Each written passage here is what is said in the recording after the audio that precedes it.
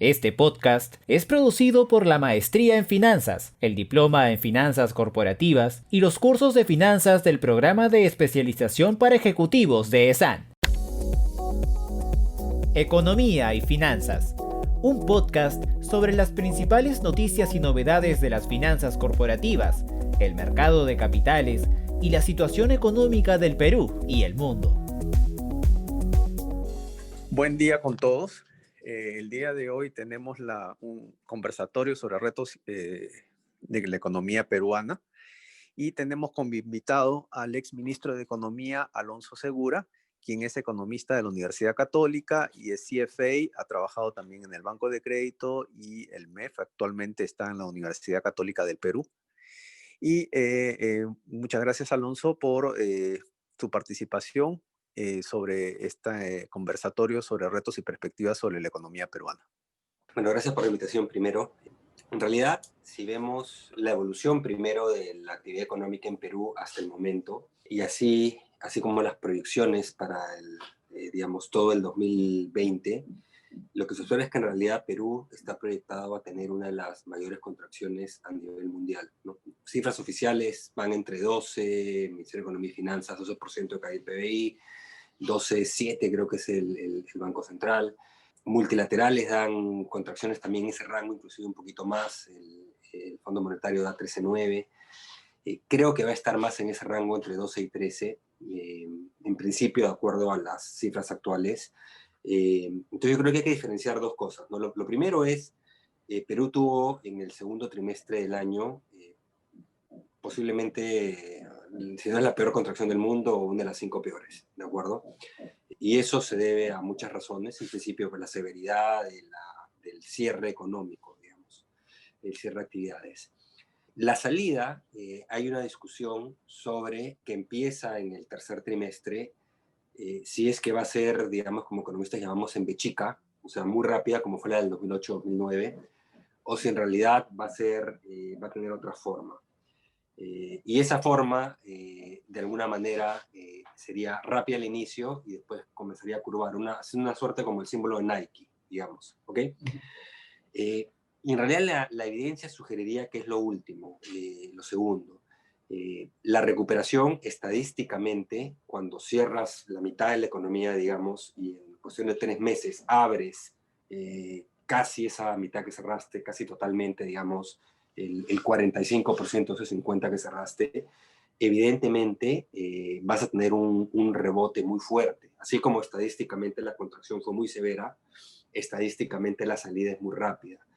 El problema es que esa transición, además de la situación externa, te genera choques de demanda, te genera pérdida de capacidad de inversión de las empresas, pérdida de poder adquisitivo de los hogares, personas que pierden su trabajo o que pierden fuente de ingreso. Entonces, regresar al punto inicial es muy complicado. La pregunta es, ¿qué tan rápido vamos a llegar al punto inicial? Ahí está de alguna manera la discusión. Las proyecciones multilaterales también muestran que, entonces, eso es, digamos, segunda mitad recuperación en principio proporcionalmente más rápida de Perú. La pregunta es dónde nos vamos a situar, por ejemplo, al final de este año, en principio con una de las peores contracciones, pero dónde nos vamos a situar al final del 2021. Y también las proyecciones independientes, digamos, proyectan que el crecimiento de Perú el próximo año va a ser más alto, en parte por el efecto estadístico. Si te caes 12, puedes crecer 7, 8, quizás 10, ¿no? Pero la pregunta es, ¿cuál es tu brecha contra el punto de partida antes de la pandemia? Y en principio multilaterales lo que muestran es que en realidad Perú va a seguir con una brecha más grande que el promedio de América Latina y una de las más grandes. ¿De acuerdo? No llegas a compensar la fuerte caída del 2020, de inicios del 2020, digamos. Las fuentes oficiales de Perú, Banco Central, Ministerio de Economía, son más optimistas. Te dicen, vamos a estar ya mejor que el promedio de América Latina. Es una cuestión que habrá que verse, ¿de acuerdo? Pero ciertamente no va a ser una recuperación inmediata de la economía. En el mejor de los casos, en algún momento del 2022 vamos a estar en el nivel digamos, de PBI del año 2019, ¿no? Prepandemia, ¿no? Hay otros indicadores que también se han sido golpeados de manera importante, indicadores de mercado laboral, por ejemplo, cifras de desempleo, pero sobre todo de caída de tasa de participación, subempleo, informalidad. pobreza, etcétera, etcétera, ¿no? Entonces, no va a ser una salida rápida. Esto no va a ser un 2008-2009 de que saliste como cohete. Sí, vas a recuperar una parte muy rápido, pero va a haber una parte que te va a costar mucho trabajo poder recuperar, ¿no? Mucho tiempo. En, en cuanto a las políticas fiscales que ha dado el gobierno, ¿no? Por ejemplo, tenemos los bonos de familiar, universal, yo me quedo en casa, ¿no? Que han sido algunos criticados, ¿no? En alguna medida por la ejecución. Y las medidas tributarias que ha dado el gobierno, ¿no? Tú como especialista que has estado en el MEF, en materia fiscal, ¿crees que se ha podido hacer algo mejor o es lo mejor que se ha podido hacer? Yo creo que antes de responder la pregunta específica sobre respuesta de política fiscal, creo que habría que mirar cuál fue la respuesta de política sanitaria y la articulación con política económica en general. Y ahí sí creo que hubo algunos errores de diseño, ¿no? Eso es importante en tanto y en cuanto todas las proyecciones que te he mencionado suponen que no hay una segunda ola en Perú. Y de caso de haber una segunda ola en Perú, que esta no implica, digamos, retrocesos significativos en términos de posibilidades de conducir actividades económicas. Estamos viendo las segundas olas o terceras en algunos casos en Europa, no sé, en el hemisferio norte, Estados Unidos, que son potencialmente inclusive más severas que las primeras, ¿no? Entonces la pregunta es qué podría ocurrir en Perú. Y ahí, de nuevo, en principio, te diría, con toda la incertidumbre, yo no soy médico, pero toda la incertidumbre que hay, te diría que la segunda ola debería ser menos severa en caso de producirse. ¿Por qué? Porque hemos tenido un impacto tan significativo en términos de contagiados, fallecidos, etcétera, que en realidad ya tu porcentaje de población susceptible es proporcionalmente menor. Tiene que salir este estudio de seroprevalencia oficial. El Premier dijo que estaría alrededor del 35% el porcentaje de la población contagiado. Algunos especulaban que podría ser probablemente más de 50%. Digamos, eso lo que significa es que, y ese porcentaje es importante porque te dice qué tan probable o posible es que haya una segunda ola y qué tan severa podría ser. Yo creería, digamos, que dado lo que ya ocurrió, lamentablemente para los peruanos, somos uno de los países que ha tenido más cerca de inmunidad de rebaño. Probablemente nos falte, pero la posibilidad o el tamaño de una segunda ola debería ser menor. Esto es relevante, ¿por qué? Porque las medidas económicas, las sanitarias tienen que prepararse igual para evitar que eso se produzca, pero las medidas económicas tienen que ser bastante más finas de lo que fueron en el primer momento. Es decir, no pueden simplemente salir a decir comienzo a cerrar todo como única estrategia casi de respuesta en lo sanitario que impacte en lo económico, dado el punto de partida del que vamos a estar digamos, en estos meses, ¿no? Esa es la primera parte. Ahora, respondiendo ya puramente a lo económico, te diría que lo que más caminó fueron todas las medidas desde el punto de vista monetario de inyección de liquidez. Cierto que con respaldo de garantía soberana. Creo que hubo cierta heterogeneidad en términos del impacto por tamaño empresa, por ejemplo. Las MIPES recibieron menos apoyo que las empresas medianas grandes. Eso era esperable, pero creo que se puede hacer más desde el comienzo por tratar de llegar a la MIPE. Creo que hubo rezagos en esa respuesta, pero digamos que en general lo que se ha logrado es, a diferencia, por ejemplo, del 2008-2009, o a diferencia de lo que ocurrió con la caída de precios de materias primas, el choque que entró el 2013 a 15 más o menos, el flujo crediticio no ha caído, al contrario, perdón, no se ha desacelerado como ocurrió abruptamente el 2009 y también desde un nivel más bajo, pero también ocurrió el 2013-15. Ahora lo que se ha logrado es que en promedio el crédito aumente, entonces no has tenido ese efecto adicional de restricción crediticia que te jale la economía hacia abajo, digamos que te la aguante, ¿no? Eso ha funcionado mejor. La parte puramente fiscal, creo que ha habido, como dices, algunos errores, tanto de diseño como de ejecución. Es difícil, evidentemente, en una situación como la actual, poder tener todas las respuestas y todas las respuestas a tiempo, pero sí ha habido ciertos rezagos, ciertos vacíos. Los bonos, por ejemplo, se empezó por distintos tipos de bonos, recién a la cuarta le dieron el bono universal, y ahora en realidad que debe estar refocalizando, no regresar digamos, a los beneficiarios de bonos originalmente prepandemia, pero ya ir, digamos, reduciendo en la medida que ya hay un grupo de personas que ya se están reenganchando en su trabajo, pero recién ahora están con un segundo bono universal. No digo que no haya algunos millones de personas que puedan estar un bono de diferencia de la etapa prepandemia, pero es como que ya deberías ir enfocándote en aquellos que de repente necesitan no solo 2 bonos, sino de repente 3, pero no son 8 millones y pico hogares necesariamente. Entonces, es como que la respuesta está un poco descalibrada a los momentos, ¿no? Y en el mercado laboral creo que el manejo de la situación del mercado laboral se ha sido absolutamente ausente, ¿no? Inclusive ha exacerbado los problemas. No se tomó ninguna decisión sobre instrumentos que se adecúen a una situación como la actual. Por eso es que has tenido pues una destrucción de puestos de trabajo enorme. En el punto más bajo, 40% de la PEA perdió su trabajo, de la persona económicamente activa, de la PEA urbana casi la mitad. Si nos enfocamos en Lima, 2 de cada 3 puestos de empleo adecuado fueron destruidos. Claro, la recuperación se ve que la mitad de eso aparentemente ya lo recuperaste, más o menos.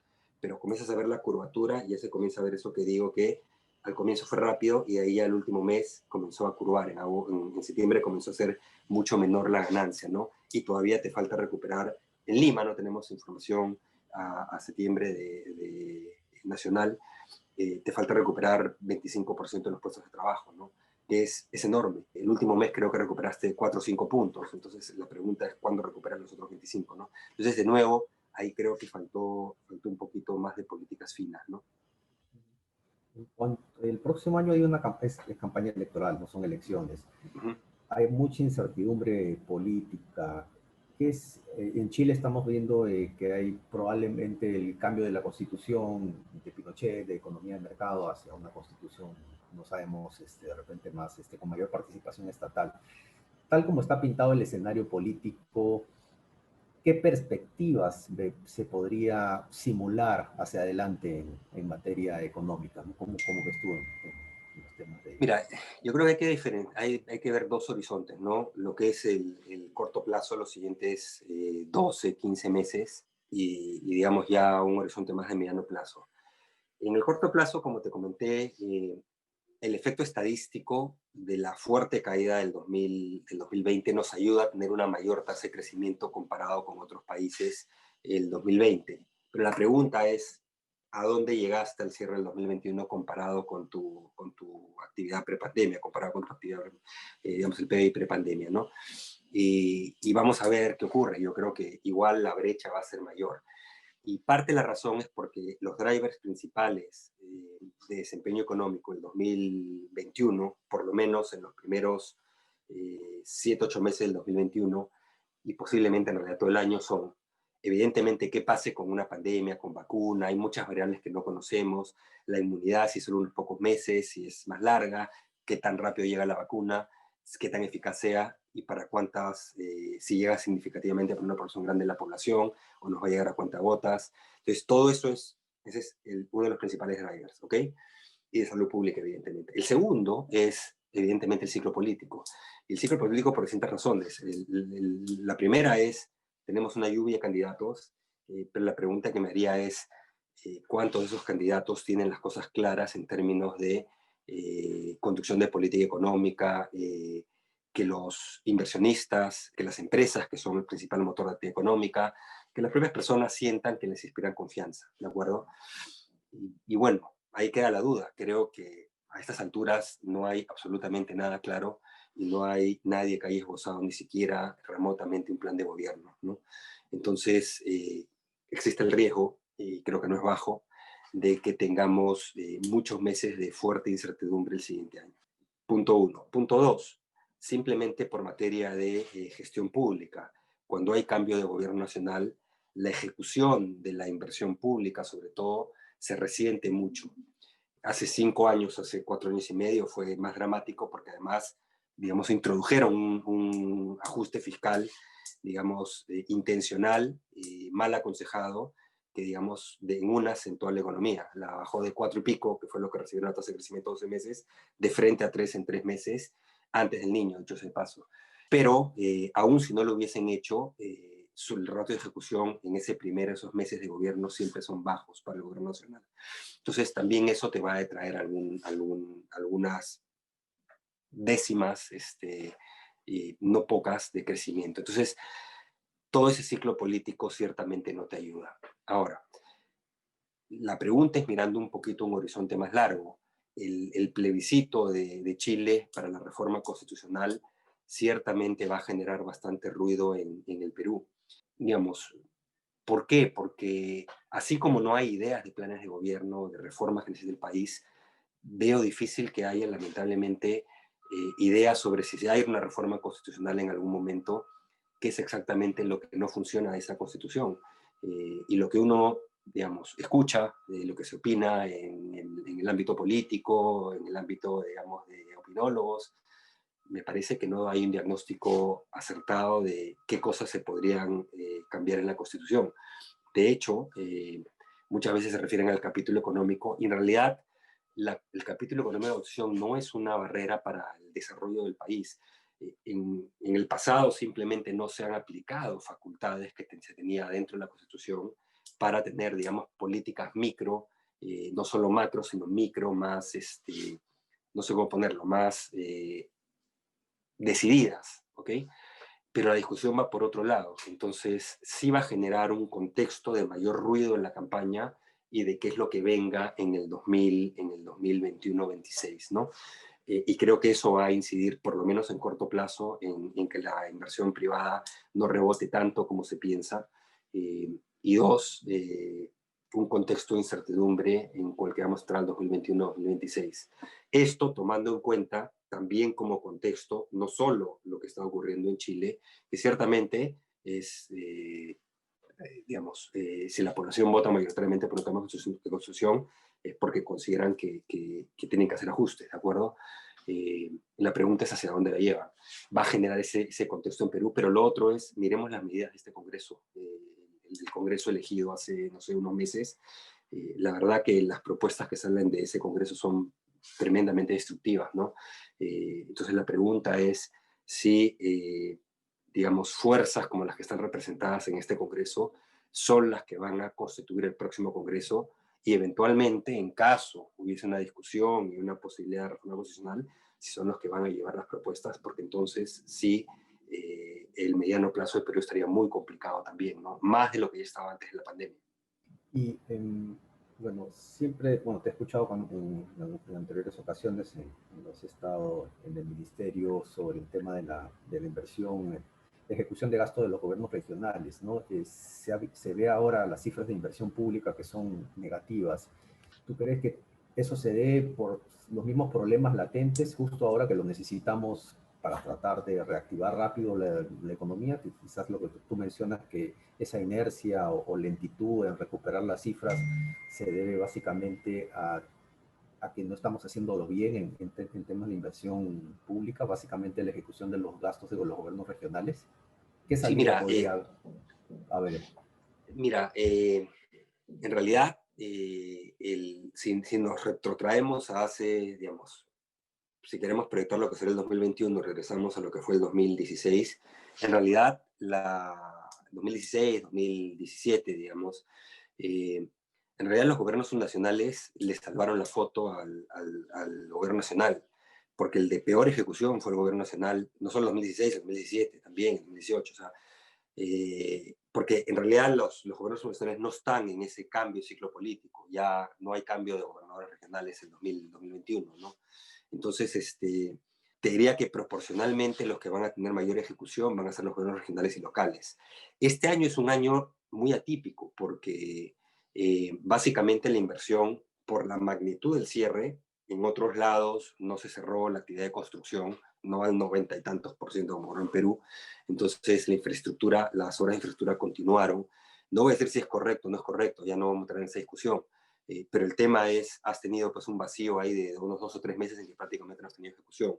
Por eso es que si te fijas las cifras de ejecución de inversión a la fecha, están muy por debajo de los niveles en años previos, ¿no?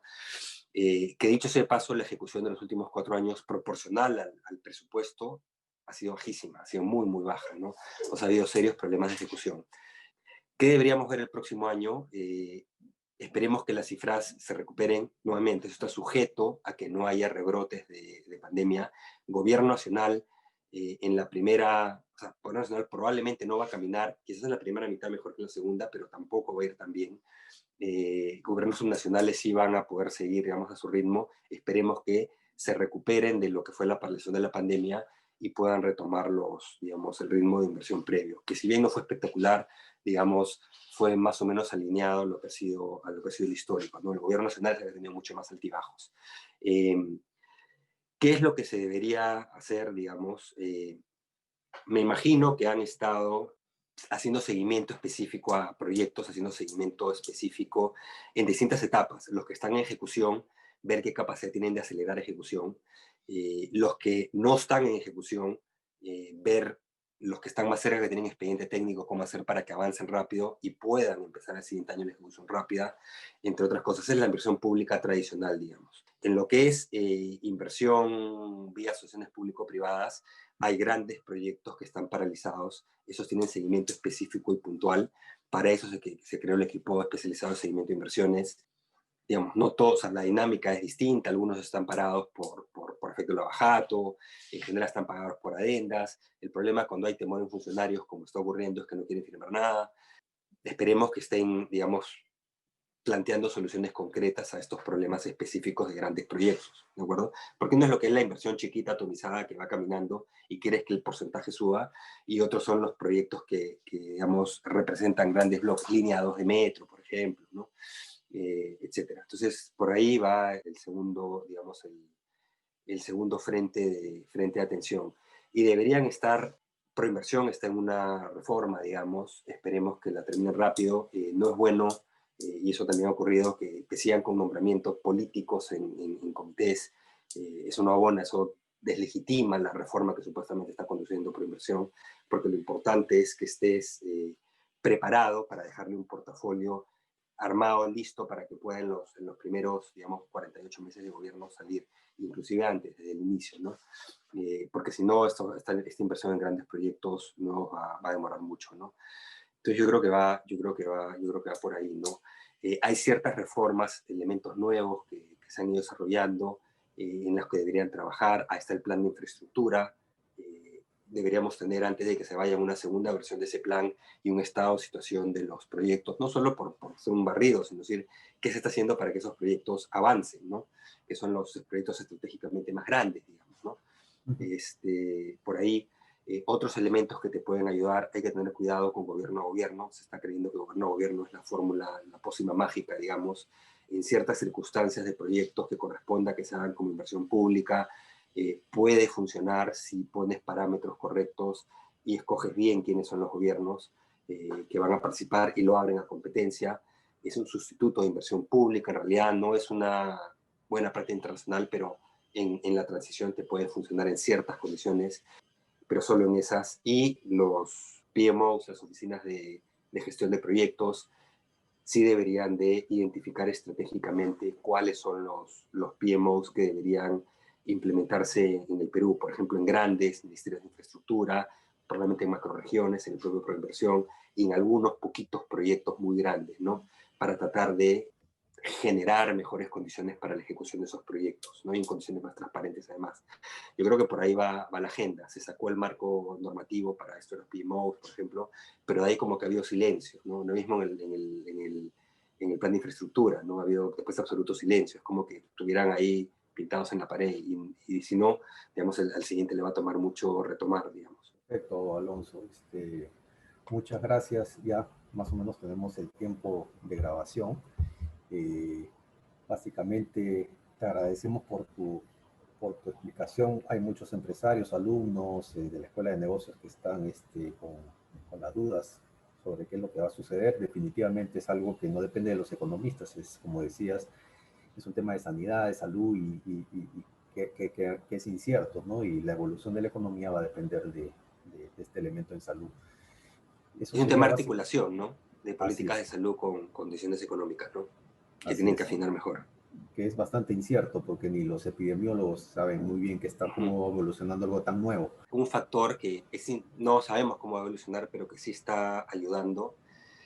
Un factor que sí está ayudando a que la recuperación no solo de Perú, sino en general sea más rápida, son todas estas políticas, digamos, monetarias fiscales ultra expansivas.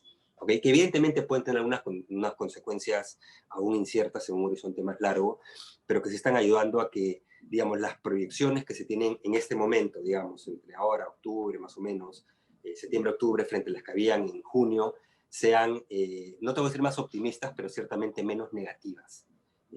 La proyección de crecimiento de la economía global, la proyección de crecimiento de América Latina, para el 2020 ya es una contracción menos severa, una recuperación quizás un poquito más rápida. Lo mismo ocurre para Perú, digamos, eso está ayudando. Y otro factor, digamos, que es consecuencia de todo esto es que es primer choque global, digamos, o de naturaleza externa que enfrentamos acá, obviamente por una razón no económica, pero en la cual ha subido nuestros términos de intercambio y nuestros precios de materias primas, que son un determinante fundamental de la capacidad de generar actividad económica doméstica, ¿de acuerdo? Obviamente es incierto qué pase hacia adelante, si estas segundas olas en el hemisferio norte son muy severas, estos precios de materias primas pueden caer, pero hasta el momento estamos teniendo, en medio de toda esta turbulencia, ese viento a favor por el lado de los precios de materias primas que son determinantes para Perú, ¿no? Y también bajos costos de endeudamiento por estas políticas, digamos, monetarias globales ultra expansivas, ¿no? Entonces, eso nos ayuda un poco en términos de la velocidad de salida, ¿no? Esperemos que eso continúe, evidentemente esto puede revertirse en cualquier momento, pero hasta el momento por ahí tenemos viento a favor y como dije, esperemos que continúe también, ¿no? Muchas gracias, Alonso, por tu participación. Es importante conocer la evolución de la economía en función a la parte del sector salud, que están vinculados, siendo el sector salud un sector que está con mucha incertidumbre, aún así para los expertos que son los epidemiólogos. Este sería el fin de este conversatorio en economía y finanzas y los esperamos a todos en los siguientes conversatorios en las siguientes semanas.